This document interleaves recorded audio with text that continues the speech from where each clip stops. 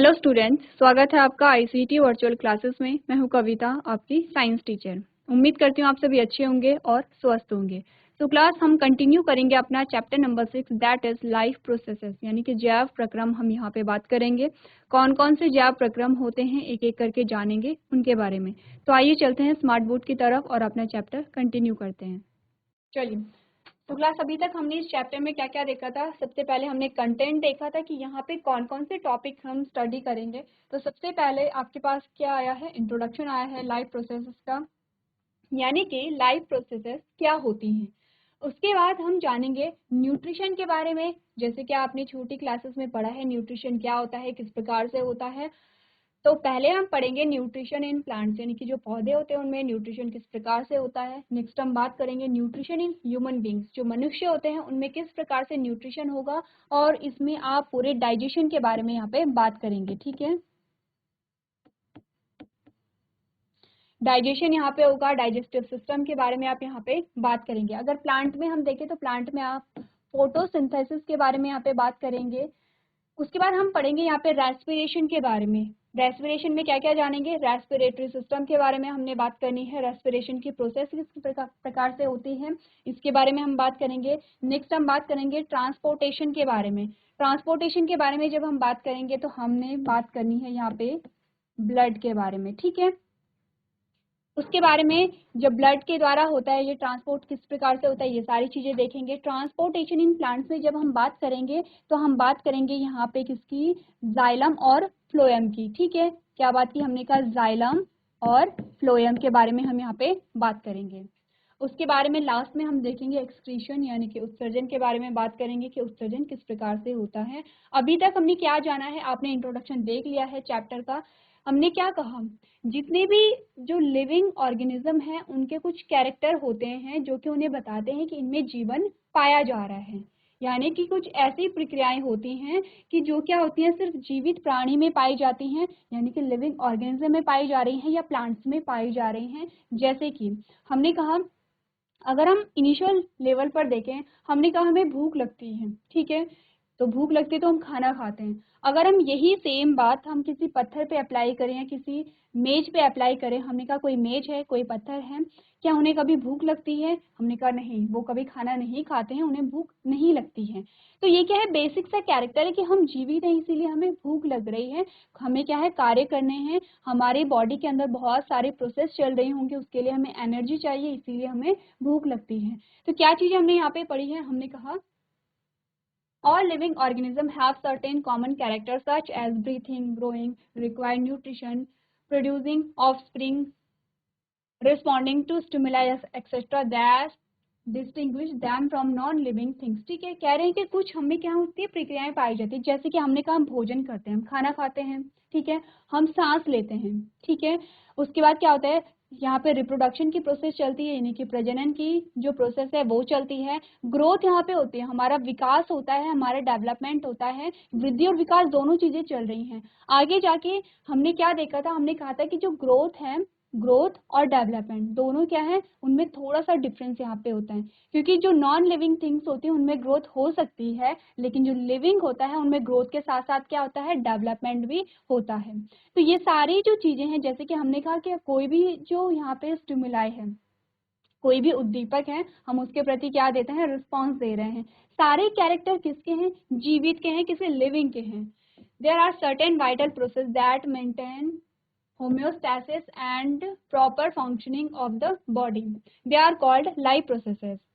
These processes continue to occur even when we are sleeping or not performing any actions. यानी कि ये जो प्रक्रियाएं हैं ये चलती ही रहती हैं। अगर हम सांस ले रहे हैं तो हम सांस लेते ही रहेंगे, चाहे हम सो रहे हैं, हम जाग रहे हैं, हम कुछ भी कर रहे हैं, ठीक है। यही आपको बताया जा रहा है। These processes are essential for all living organisms including plants and animals. These life processes are nutrition, photosynthesis, transpiration, metabolism, respiration, reproduction and excretion. देखिए, ये जो हमारा जो भी हम यहाँ पे स्टडी कर रहे हैं, जो इंट्रोडक्शन है चैप्टर का वो हम कर चुके थे। ये हमारा रिवीजन चल रहा है, इसीलिए क्या करेंगे जल्दी से देखते हुए चले जाएंगे। आपके पास क्या है, जो लाइव प्रोसेसेस है उसके एग्जाम्पल आपके पास आते हैं। न्यूट्रिशन यानी कि पोषण हो गया, फोटोसिंथेसिस यानी प्रकाश संश्लेषण हो गया है, ट्रांसपोर्टेशन हो गया यानी कि परिवहन के बारे में आप पढ़ेंगे, मेटाबॉलिज्म हो गया है, रेस्पिरेशन हो गया है, रिप्रोडक्शन हो गया है, एक्सक्रीशन हो गया, ठीक है। In this chapter we will learn about the details of these processes occurring in plants, animals and human beings in particular, ठीक है। अब इस चैप्टर में हमें क्या पढ़ना है, देखिए आप जानते हैं कि जीवन क्या है। हमने कहा हम सांस ले रहे हैं तो कोई पत्थर सांस नहीं लेता है, ठीक है। हम में रिप्रोडक्शन पाया जा रहा है, किसी पत्थर में रिप्रोडक्शन नहीं पाया जाता है, ठीक है। हमने कहा हम क्या कर रहे हैं, किसी भी उद्दीपक के प्रति हम रिस्पॉन्स दे रहे हैं। आपको किसी ने टच किया, आपको किसी ने आवाज दी है, ठीक है, आपको गर्म ठंडा फील हो रहा है, इसका मतलब क्या है, उद्दीपक के प्रति आप क्या कर रहे हैं, रिस्पॉन्स दे रहे हैं। ऐसे ही प्लांट्स भी होते हैं, ऐसे ही सारे एनिमल्स भी होते हैं। आपने देखा होगा जो प्लांट्स होते हैं वो भी क्या होते हैं, उनके जो वातावरण होता है, उनका जो क्लाइमेट होता है उसके प्रति वो भी क्या देते हैं, रिस्पॉन्स देते हैं। जैसे कि हमने कहा कि हम सीजन वाइज प्लांट को ग्रो कराते हैं। आपने देखा होगा कुछ कुछ ऐसे पौधे होते हैं कि वो उसी एरिया में पाए जाते हैं, किसी दूसरे एरिया में नहीं होते। क्यों? क्योंकि उन्हें एक पर्टिकुलर टेम्परेचर की आवश्यकता होती है, उन्हें पर्टिकुलर ह्यूमिडिटी की आवश्यकता होती है, यानी कि चाहे तापमान हो, चाहे यहाँ पे नमी हो, चाहे बारिश हो, यहाँ पे क्या है, हर एक पौधे को एक पर्टिकुलर अमाउंट चाहिए होता है। उससे कम और अगर ज्यादा हुआ तो वहाँ पे ग्रो नहीं कर पाता है। तो क्या हो रहा है, अगर किसी पौधे को कम तापमान में रहने की आदत है और वहाँ पे तापमान ज्यादा हो गया तो क्या है, वो वहाँ पे सर्वाइव नहीं कर पाएगा, ठीक है। तो ये सारे क्या है, वो रिस्पॉन्स दे रहा है, यानी कि उस पर प्रभाव पड़ रहा है किसी उद्दीपक का। ये जिसपे भी किसी उद्दीपक का प्रभाव पड़ता है और वो रिस्पॉन्स देता है, उसे हम क्या कहते हैं, लिविंग की कैटेगरी में रखते हैं, ठीक है। ये बात हमने कर ली थी। चलिए, अब आपको लाइफ के बारे में बताया गया है कि क्या है, जो पृथ्वी एकमात्र ऐसा ग्रह है जहाँ पे क्या है, लाइफ एग्जिस्ट करती है, यानी कि यहाँ पे जीवन पाया जाता है। क्यों यहाँ पे जीवन पाया जा रहा है, क्योंकि जो हमारे जीवन की मूलभूत आवश्यकताएं हैं वो यहाँ पे पाई जाती हैं। क्या है, ऑक्सीजन यहाँ पे पाया जाता है, यहाँ पे जल पाया जाता है, यहाँ पे फूड पाया जाता है। क्या है, बेसिक रिक्वायरमेंट है। देखिए हमारे और भी रिक्वायरमेंट आती हैं, लेकिन अगर हम बेसिक कहें, इनके बिना अगर इनमें से कोई भी एक ना हो तो हम जीवित नहीं रह पाएंगे, ठीक है। तीनों क्या है, मूलभूत आवश्यकताएं हैं, तीनों का रहना इंपॉर्टेंट है। तीनों में से अगर एक भी नहीं है तो हम सरवाइव नहीं कर पाएंगे। तीनों चीजें कहाँ पे हैं, हमारी जो अर्थ है वहां पे पाई जाती हैं, इसीलिए यहाँ पे क्या है, जीवन संभव है, ठीक है। इतनी बात क्लियर है। चलिए, अब यहाँ पे आपको बताए जा रहे हैं कैरेक्टरिस्टिक्स ऑफ लिविंग थिंग्स। ये सारी चीजें हमने डिस्कस कर ली हैं, इसीलिए जल्दी से करेंगे। क्या क्या जो जीवित है उसकी क्या क्या लक्षण होते हैं, क्या क्या कैरेक्टर होते हैं। तो सबसे पहले आपको बताया गया है मेड अप ऑफ सेल्स। ये क्या होती हैं, जो भी लिविंग ऑर्गेनिज्म है, चाहे प्लांट हो चाहे एनिमल हो, सारे किससे मिलके बने हैं, सेल से मिलके बने हैं, कोशिकाओं से मिलके बने हैं। आपने सेल चैप्टर पढ़ा है और आपने देखा है कि हमारे जो बॉडी है या हमारे जो जीवन है उसकी संरचनात्मक और क्रियात्मक इकाई क्या है, यहाँ पे सेल है, ठीक है। हमारे शरीर की संरचनात्मक और क्रियात्मक इकाई क्या है, सेल यानी कि कोशिका है, और सारे ही सेल से मिलकर बने हैं। आपने पढ़ा है प्लांट सेल के बारे में, आपने पढ़ा है एनिमल सेल्स के बारे में। आपने कहा चाहे यूनिसेलुलर है, कोई माइक्रोस्कोपिक है, वो भी सेल से मिलकर बना है, और चाहे कोई विशालकाय जीव है वो भी सेल से मिलकर के बना हुआ है, ठीक है। उसके बाद हमारे पास सेकंड जो आता है डिफरेंट लेवल ऑफ ऑर्गेनाइजेशन। यहाँ पे क्या है, हमने कहा कि सेल के बाद टिश्यू भी बन रहे हैं, टिश्यू के बाद ऑर्गन भी है, ऑर्गन के बाद ऑर्गन सिस्टम भी है, और पूरी बॉडी का फॉर्मेशन हो रहा है, ठीक है। क्या कहा, कोशिकाओं से ऊतक बनेंगे, ऊतकों से अंग बनेंगे, अंग से अंग तंत्र बना, और अंग तंत्र से पूरा शरीर यहाँ पे बन गया है, ठीक है। तो हो गया दूसरा। उसके बाद हमने कहा रिप्रोड्यूस, यानी कि जो प्रजनन होता है, प्रजनन पाया जाता है। हमने देखा जितने भी आपने जीव देखे होंगे वो क्या होते हैं, ऐसा नहीं कि वो हमेशा जीवित रहते हैं, एक पर्टिकुलर एज होती है और उस एज के बाद हर किसी की मृत्यु हो जाती है, लेकिन फिर भी उनकी जो स्पीशीज हैं वो आज भी यहाँ पे जीवित हैं। कैसे हैं, रिप्रोडक्शन की प्रोसेस के द्वारा। आपने देखा आम का जो पेड़ था वो धीरे धीरे करके क्या हो, बहुत सालों बाद वो आम का पेड़ सूख जाएगा, उसकी मृत्यु हो जाएगी, लेकिन और छोटे छोटे आम के पेड़ हो गए हैं। क्यों? क्योंकि रिप्रोडक्शन की प्रोसेस चल रही है। ऐसा ही आपने ह्यूमन बींग्स में भी देखा है और सारे जीवों में देखा है, ठीक है। नेक्स्ट हमने क्या कहा, ऑब्टेन एंड यूज एनर्जी। क्या होता है, जो भी जीवित प्राणी होते हैं, जो भी प्लांट्स हैं, वो क्या करते हैं, यहाँ पे एनर्जी को ऑब्टेन करते हैं और यूज करते हैं। मैंने कहा हमें भूख लगती है, क्यों लगती है? क्योंकि हमें एनर्जी की रिक्वायरमेंट है, हमें ऊर्जा चाहिए। क्यों हमें ऊर्जा चाहिए? क्योंकि हमें उसका यूज करना है अलग अलग कामों में। सेम यही जो केस है ये प्लांट्स के साथ होता है। प्लांट्स क्या करते हैं? अपने फूड की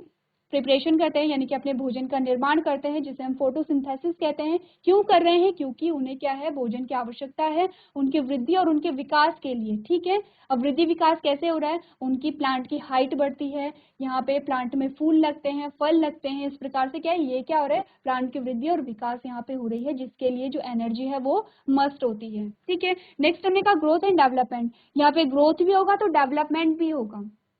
ठीक है, अब ग्रोथ का मतलब क्या होता है? एक ग्रोथ का सिंपल सा मतलब एक होता है कि साइज यहाँ पे बढ़ रहा है, लेकिन साइज के साथ साथ वहाँ पे अगर हम जब डेवलपमेंट की बात करते हैं तो हमने कहा किस प्रकार की ग्रोथ हो रही है? दो प्रकार की ग्रोथ की हम बात करते हैं, इंटरनल और एक्सटर्नल।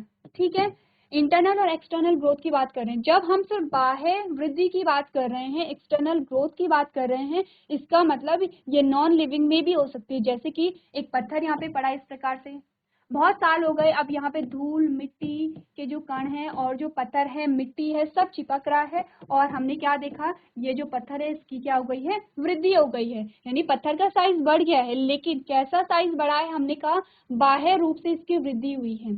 ठीक है, क्या हुआ? जो पत्थर था, पत्थर के बाहर धूल मिट्टी के कण चिपके या फिर छोटे छोटे पत्थर वहां पे चिपक गए हैं टाइम के साथ साथ, और ये जो पत्थर है ये क्या हो गया है? बड़ा हो गया है।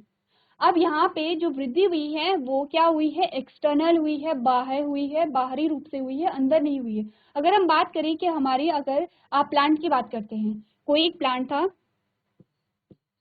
इस प्रकार से, ठीक है, अब ये जो प्लांट है ये बड़ा इस प्रकार से हो गया है, यहाँ पे इसकी जो ब्रांचेस निकल गई हैं, यहाँ पे इसकी ब्रांचेस निकल रही हैं। ठीक है, अब यहाँ पे क्या हुआ? जो प्लांट की वृद्धि हुई, जो पौधा यहाँ पे बड़ा हो गया है, वो न सिर्फ बाह्य रूप से बल्कि आंतरिक रूप से भी बड़ा हुआ है। कैसे बड़ा हुआ है? हमने कहा ये जो तना है, जो यहाँ पे इस छोटे से पौधे में तना कैसा था? पतला था। तना कैसा हो गया है? मोटा हो गया है।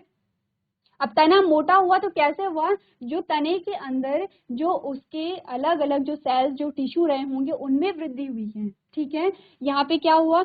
हमने कहा कि यहाँ पे शाखाएं निकल गई हैं। आपने सिंपली यहाँ पे क्या देखा? इस पे छोटे छोटे क्या लगे थे? यहाँ पे पत्तियां लगी हुई थी, लेकिन अब इसमें ब्रांचेस लग गई हैं। तो कैसी वृद्धि हो रही है? इंटरनल, यानी कि आंतरिक रूप से वृद्धि हो रही है।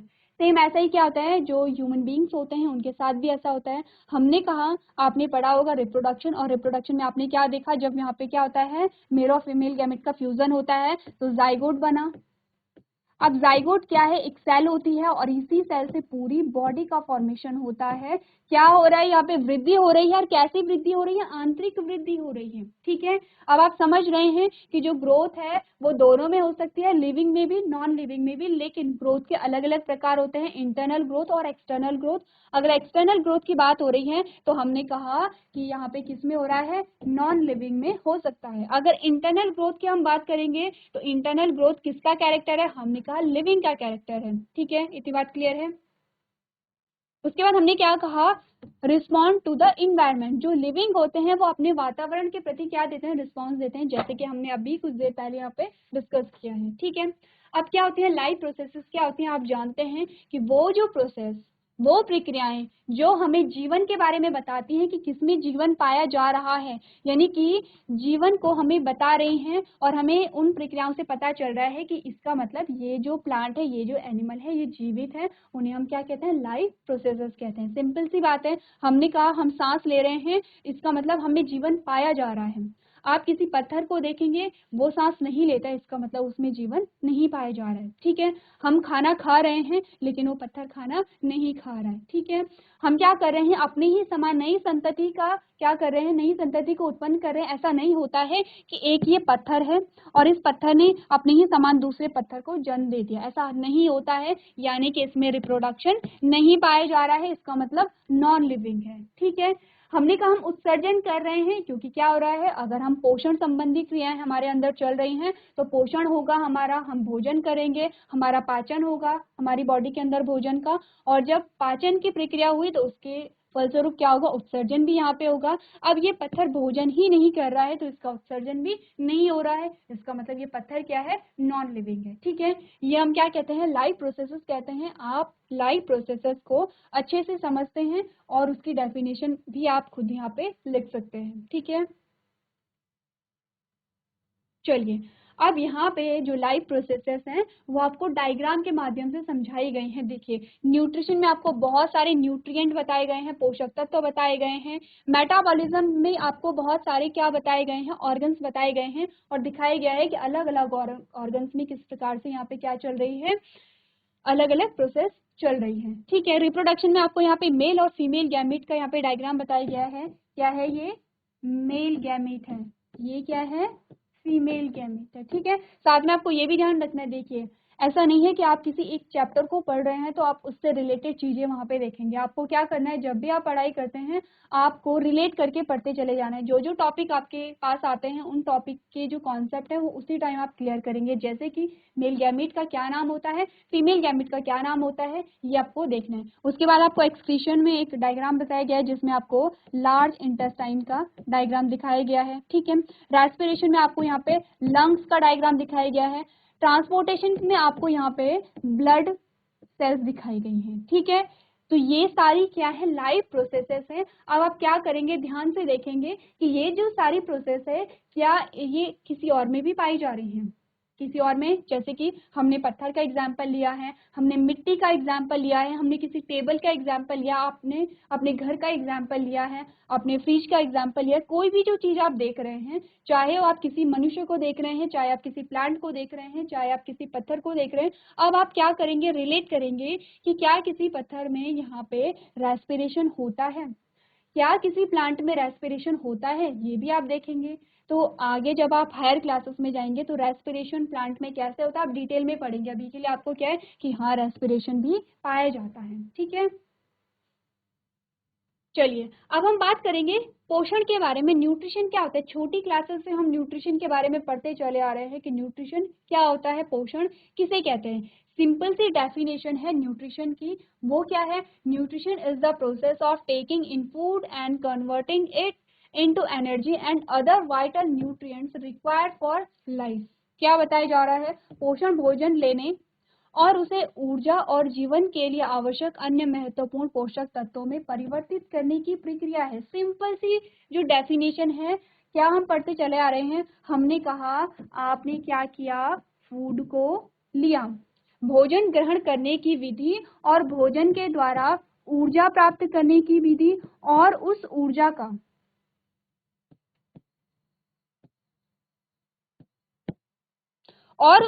ऊर्जा का जो उपयोग करने की विधि है, जो आपने क्या किया, उस ऊर्जा का यूज किया। इस पूरी प्रोसेस को, सिर्फ इतनी सी प्रोसेस को हम क्या कह दे रहे हैं, न्यूट्रिशन कह दे रहे हैं, पोषण कह रहे हैं। क्या है, भोजन ग्रहण करने की विधि, भोजन के द्वारा ऊर्जा प्राप्त करने और उस ऊर्जा का अलग अलग क्रियाओं में यूज करने की या उपयोग करने की जो प्रोसेस होती है उसे हम क्या कह रहे हैं, पोषण कह रहे हैं। इतनी सी डेफिनेशन है पोषण की। ठीक है, अब इसमें आप क्या देखते हैं, आप भोजन के बारे में स्टडी करते हैं, फूड के बारे में स्टडी करेंगे, और जब आप फूड के बारे में स्टडी करेंगे तो आप न्यूट्रिएंट्स के बारे में स्टडी करेंगे। न्यूट्रिएंट्स के बारे में स्टडी करेंगे तो आपको ऊर्जा कैसे मिलेगी, आप डाइजेशन के बारे में बात करते हैं। ठीक है, आप उसका यूज कैसे करेंगे, तो आप यहाँ पे रेस्पिरेशन के बारे में बात करते हैं कि ऊर्जा आपको कैसे मिलेगी। ऊर्जा आपको जब यहाँ पे रेस्पिरेशन होगा तब आपको ऊर्जा मिलेगी, उसके बाद क्या होगा, आप उसका यूज कैसे करेंगे, ये सारी चीजें आप यहाँ पे पढ़ते हैं। ठीक है, इतनी बात क्लियर है। चलिए अब ये कह रहे हैं कि नीड फॉर न्यूट्रिशन, यानी कि पोषण की आवश्यकता क्यों है। आप अब बड़ी क्लासेस में आ गए हैं और इस क्वेश्चन का आंसर आपको बहुत अच्छे से आता है। आपने क्या कहा, हम यहाँ पे कोई काम करें या ना करें फिर भी हमें ऊर्जा की आवश्यकता है। आप सो रहे हैं दिन भर फिर भी आपको क्या चाहिए, एनर्जी की रिक्वायरमेंट आपको है। अब ये होता है कि आप काम कर रहे हैं तो आपको ज़्यादा एनर्जी चाहिए, आप काम नहीं कर रहे हैं तो आपको कम एनर्जी चाहिए, लेकिन क्या होता है, आपको यहाँ पे ऊर्जा की आवश्यकता होती है। ठीक है, तो हमने क्या कहा, हमने कहा organism need the energy to perform various activities, the energy is supplied by the nutrients organism need various raw material for growth and repair. These raw materials are provided by nutrients. क्या कहा जा रहा है, जीवों को विभिन्न गतिविधियों को करने के लिए ऊर्जा की आवश्यकता होती है। ऊर्जा की आपूर्ति पोषक तत्वों द्वारा की जाती है। जीवों को विकास और मरम्मत के लिए विभिन्न कच्चे माल की आवश्यकता होती है। ये कच्चा माल पोषक तत्वों द्वारा प्रदान किए जाते हैं। ठीक है, अभी तक की जो बात है वो हम क्या कर रहे हैं, अभी तक की बात जो भी हमने की है वो सारी हमने वही बात की है जो आप प्रीवियस क्लासेस में पढ़ते चले आ रहे हैं। कोई नई चीज हमने अभी तक यहाँ पे नहीं पढ़ी है। और सेम जो हमारा नया टॉपिक है वो भी हमारा क्या है, ऐसा टॉपिक है जो आपने पढ़ा है। हम बात करेंगे पोषक तत्वों के बारे में। ठीक है, यानी कि न्यूट्रिएंट्स के बारे में। क्या होता है, हमने कहा materials which provide nutrition to organism are called nutrients, यानी कि वे पदार्थ जो जीवों को पोषण प्रदान करते हैं पोषक तत्व कहलाते हैं। ठीक है, अब आपको न्यूट्रिएंट्स के नाम बताए जा रहे हैं। Carbohydrate, protein, fats are main nutrients. ठीक है, जो मुख्य हमारे पोषक तत्व होते हैं वो कौन होते हैं, कार्बोहाइड्रेट, प्रोटीन और वसा।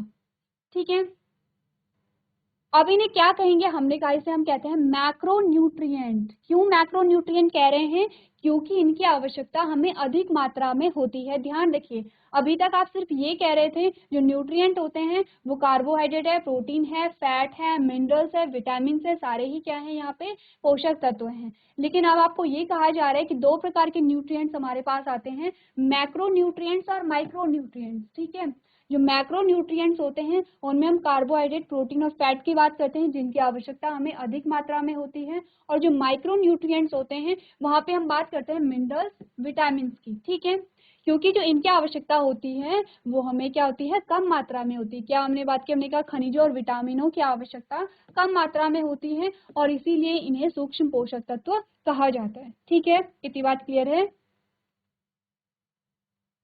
चलिए, अब हम बात कर रहे हैं टाइप्स ऑफ न्यूट्रिशन के बारे में, यानी कि पोषण के कितने प्रकार होते हैं। तो हमें पता है पोषण के दो प्रकार होते हैं, ऑटोट्रॉपिक और हेटेरोट्रॉपिक। यानी कि क्या बात की, हमने कहा स्वपोषी है और परपोषी है।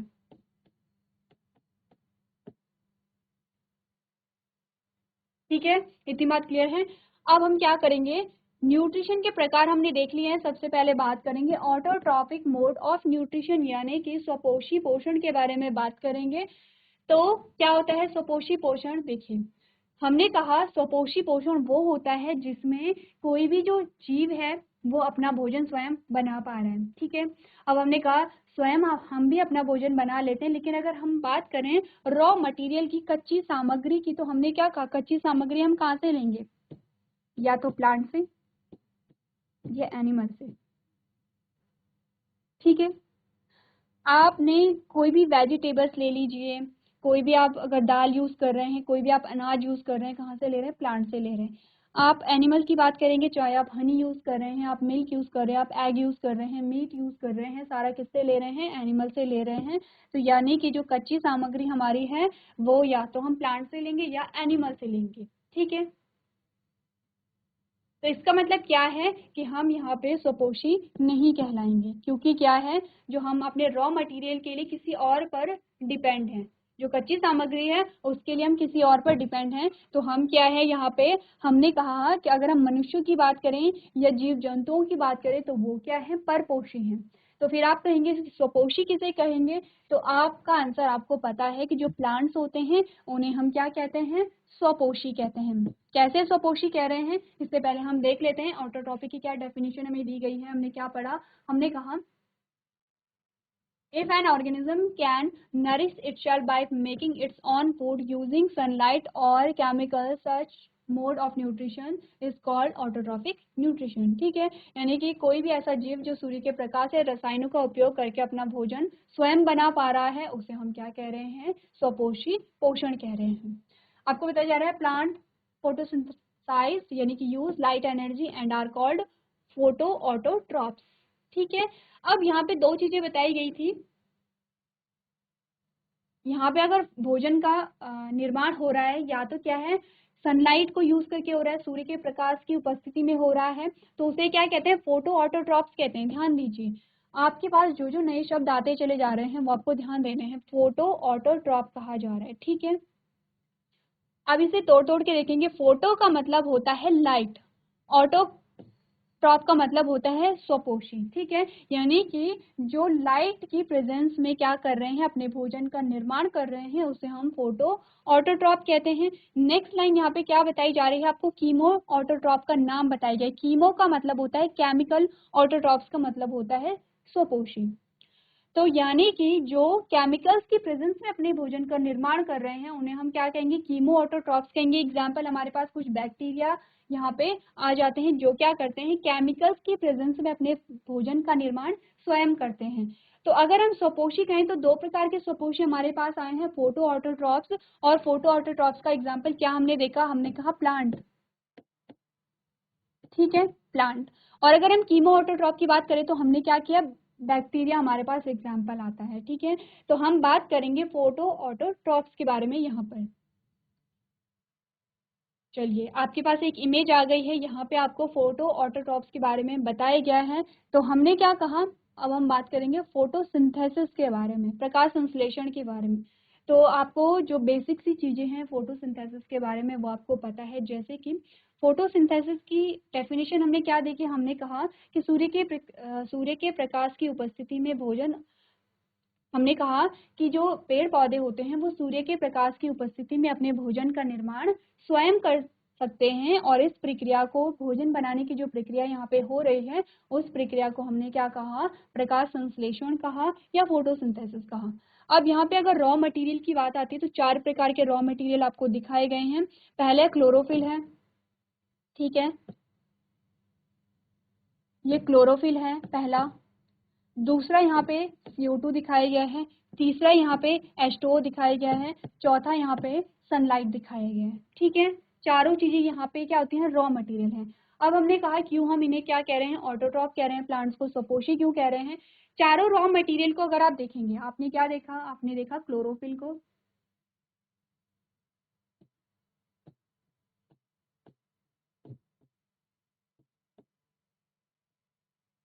ठीक है, पहला। दूसरा आपने देखा कार्बन डाइऑक्साइड को। तीसरा आपने देखा H2O को। चौथा आपने देखा सनलाइट या सूर्य का प्रकाश।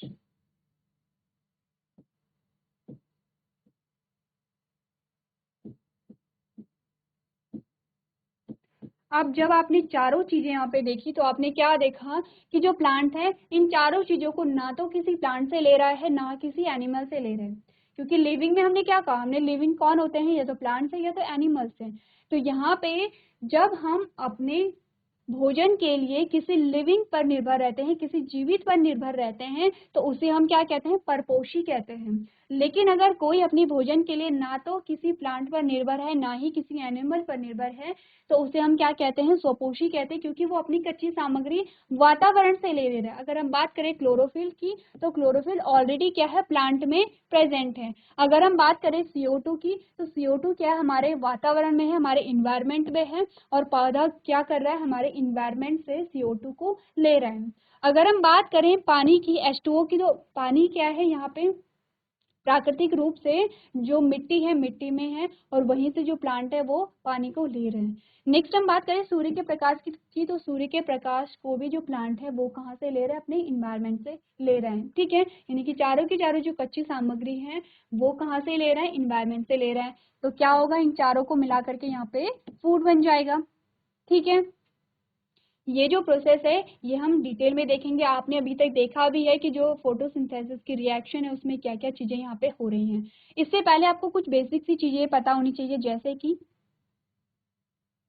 जैसे कि ये देखना है कि प्लांट ये जो कच्ची सामग्री है वो अपने इन्वायरमेंट से प्राप्त की है, लेकिन कैसे प्राप्त की है आपको ये भी देखना है। जैसे कि क्लोरोफिल प्लांट में ऑलरेडी था, लेकिन CO2 को कैसे प्राप्त किया है, वाटर को कैसे प्राप्त किया है, और सूर्य के प्रकाश को कैसे किया है। तो हमने क्या देखा, जो यहाँ पे सूर्य का प्रकाश है उसे कौन अवशोषित करता है, क्लोरोफिल। क्लोरोफिल क्या करेगा, सूर्य के प्रकाश को अवशोषित करेगा, ठीक है।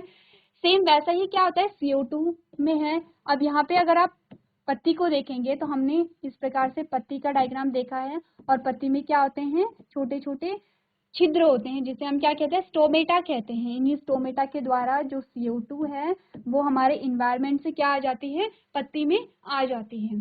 तो इस प्रकार से क्या है, जो पौधा है वो अपने रॉ मटेरियल को इकट्ठा करता है। क्लोरोफिल उसके पास था, पानी को यहाँ पे क्या है, मिट्टी में पानी घुलनशील था और यहाँ पे जड़ों के माध्यम से, तनों से हो करके पानी क्या है, पत्तियों में पहुंच रहा है। दो चीजें हो गई हैं।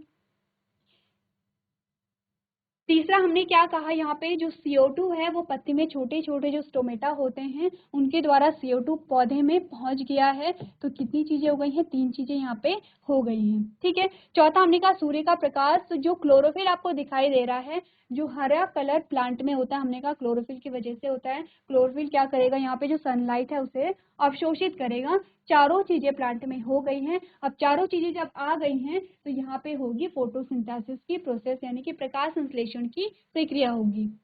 तो क्या चीजें हमने यहाँ पे पढ़ी हैं प्रकाश संश्लेषण के बारे में। हमने ये जाना है प्रकाश संश्लेषण किसे कहते हैं, प्रकाश संश्लेषण के लिए जो रॉ मटेरियल है वो क्या क्या यहाँ पे होता है।